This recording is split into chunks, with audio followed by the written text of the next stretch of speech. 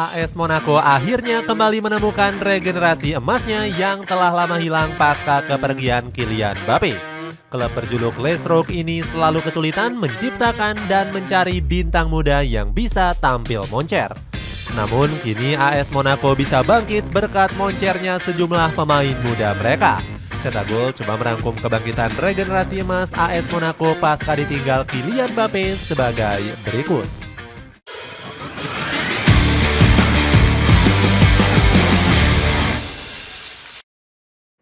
Performa meningkat digendong Kylian Mbappe. Bakat emas milik Kylian Mbappe terlihat semenjak dirinya masih berada di Akademi AS Monaco. Bakat alaminya sukses membawanya menembus tim senior di usia 16 tahun. Di musim perdananya, Mbappe langsung tampil buas dengan catatan 4 gol dan 3 assist. Kemampuan ini semakin meningkat di musim 2016-2017 setelah dirinya menjadi tumpuan AS Monaco. Mbappe berhasil mencatatkan 15 gol dan 11 assist di Ligue 1 musim 2016-2017. Antonio Conte sangat terpukau dan ikut memuji bakat alami sang pemain. Saya nggak terlalu suka untuk membicarakan pemain dari klub lain, tapi Mbappe benar-benar pemain yang hebat. Dirinya akan menjadi pemain yang luar biasa di masa depan, puji Conte. Penampilan apik Mbappe membuatnya mendapatkan penghargaan Golden Boy di tahun 2017. Nggak cuma itu, Mbappe juga berhasil membawa AS Monaco juara Ligue 1 Prancis. AS Monaco akhirnya berhasil memutus puasa gelar selama hampir 17 tahun lamanya. Bahkan penampilan apik Mbappe membawa AS Monaco menjadi tim kuda hitam di Liga Champions 2016-2017. Hancurnya regenerasi AS Monaco selama bertahun-tahun. Usai merasakan gelar juara, AS Monaco langsung mengalami penurunan performa drastis. Di musim 2017-2018, Les Rocs gagal pertahankan tahta usai terpaut 13 poin dari PSG. Anjloknya performa nggak terlepas dari hengkangnya Kylian Mbappe ke PSG dengan status pinjaman. Hingga akhirnya sang bomber dipermanenkan dengan mahar 180 juta euro. Pada musim 2018-2019, performa AS Monaco masih belum kunjung membaik. Bahkan mereka hampir mencatatkan sejarah kelam dengan hampir dipastikan terdegradasi ke Ligue 2. Anak asuh Leonardo Jardim ini hanya unggul 2 poin dari Dijon yang berada di zona berbahaya. Dilansir dari L'Equipe, manajemen sudah muak dan memutuskan untuk mendatangkan Roberto Moreno. Di bawah Juan Moreno, para petinggi AS Monaco masih kurang puas dengan hanya finish di peringkat 9 klasemen. Posisi Moreno kembali digantikan oleh Niko Kovac yang punya banyak pengalaman. Mantan pelatih Bayern Munchen ini langsung memasang target tinggi saat baru diresmikan. Sayangnya janji manis pelatih asal Kroasia ini gagal dibuktikannya dengan baik. Di musim perdananya pada 2020-2021, Les Rocs hanya berhasil menduduki posisi 3 klasemen akhir. Kemudian di musim berikutnya AS Monaco kembali nyaris terdegradasi. Kembalinya regenerasi emas diperkuat mayoritas pemain muda. Hancurnya regenerasi AS Monaco nggak lepas dari perginya pemain-pemain penting. Banyak bintang andalan dari Les Rocs yang memilih pergi setelah tampil bersinar. Contohnya adalah Bernardo Silva yang dijual 50 juta euro ke Manchester City. Selain itu, pasukan merah dan putih juga melepas pemain seperti Fabinho ke Liverpool. Terbaru, manajemen AS Monaco juga melepas Aurelien Tchouaméni ke Real Madrid seharga 80 juta euro. Dana segar ini akan dialihkan untuk membeli pemain muda yang potensial. Hal ini terbukti di musim lalu saat Les Rocs berhasil mendatangkan Folarin Balogun dari Arsenal. Padahal striker asal Amerika Serikat ini merupakan salah satu proyek masa depan Mikel Arteta. Selain itu, AS Monaco juga mendatangkan Adi Hutter sebagai juru taktik baru.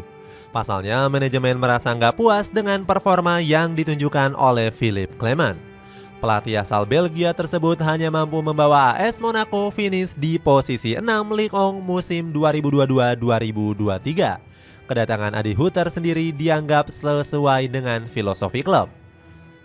Pasalnya, pelatih asal Austria ini memang terkenal gemar memberikan menit bermain kepada pemain muda. Sebut saja Magnus Ali Kuce yang debut bersama Adi Hutter.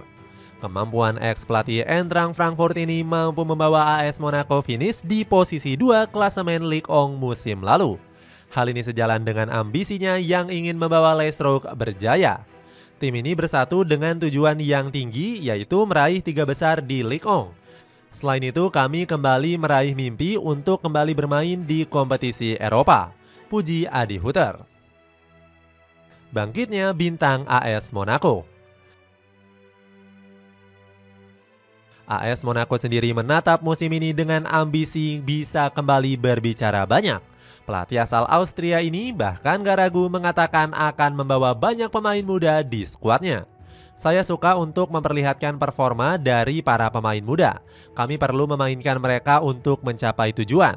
Saya suka memainkan para pemain akademi dan kita punya banyak pilihan.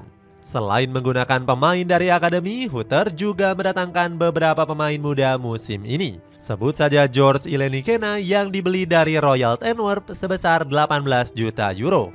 Selain itu, Hutter juga mendatangkan Christian Mawisa dari Paris Brunner yang mendapatkan Best Player di Piala Dunia U17 Indonesia.